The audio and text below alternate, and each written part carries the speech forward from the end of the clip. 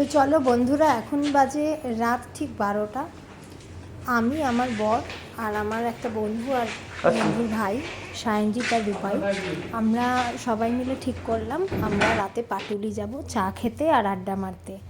আমরা কখনো কখনো যাই পাটুলি, চা খেতে আর আড্ডা মারতে যাই। তো ওরা গাড়ি নিয়ে এসেছিলো, আমরা ওদের গাড়িতেই গেলাম।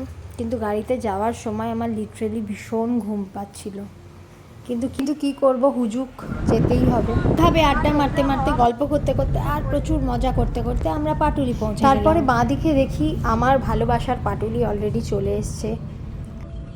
দেখে খুব মজা লাগছিল, কারণ আমরা আবার অনেক দিন বাদে পাটুলি এলাম। আর আস্তে আস্তে আমরা গাড়ি থেকে নেমে পড়লাম।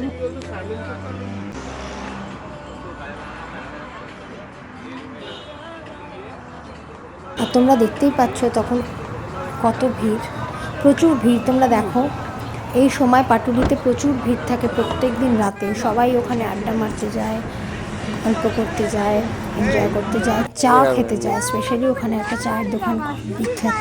সেদিন বন্ধ ছিল কোনো কারণে, তাই আমাদের রাস্তার থেকেই একজন কাকিমার কাছ থেকে চা খেতে হলো। বানিয়েছিল ভালোই, মন্দ নয়, বেশ ভালো। আমরা ওখানে একটু বসে আড্ডা মারলাম, ছবি টবি তুললাম, গল্প করলাম আর হাসাহাসি, প্রচুর প্রচুর হাসাহাসি করলাম। দেখো, তোমাদের একটু দেখাই পুরো জায়গাটা। ঠাকুরের মূর্তি, পেছন দিকটা লেক ছোট, সবাই বসে আড্ডা মারছে, মন্দিরের মতো কি সুন্দর সাজানো। খুব খুব ভাল লাগে জায়গাটা। আর আড্ডা মারার জন্য আইডিয়াল। আমি জানতাম না পাটুলির কথা, সিরিয়াসলি। আমাকে সায়নজিৎ আর রূপাই প্রথম পাটুলিতে নিয়ে যায় এবং সেটা বিয়ের পরে আমি সেখান থেকেই পাটুলির রাতের আড্ডার ব্যাপারে জানতে পারি। এবং তোমরা যারা যারা পাটুলি যাওনি এখনও রাতে আড্ডা মারতে, কোনো দিনও চা খেতে, তারা প্লিজ একবার ঘুরে এসো। খুব খুব ভালো লাগবে, খুব এনজয় করবে।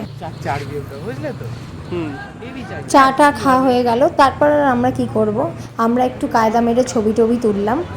ঘড়িতে দেখি অলরেডি 2টো বেজে গেছে। তো কি করব, বাড়ি ফিরতেই হলো। অনেক রাত হলো বন্ধুরা, গুড নাইট। সবাই খুব ভালো থেকো, আমার চ্যানেলটা দেখতে থাকো, আর আমাকে যদি ভালো লেগে থাকে অনেক অনেক সাবস্ক্রাইব করো। আজকে এই পর্যন্তই বন্ধুরা, tata and love you all.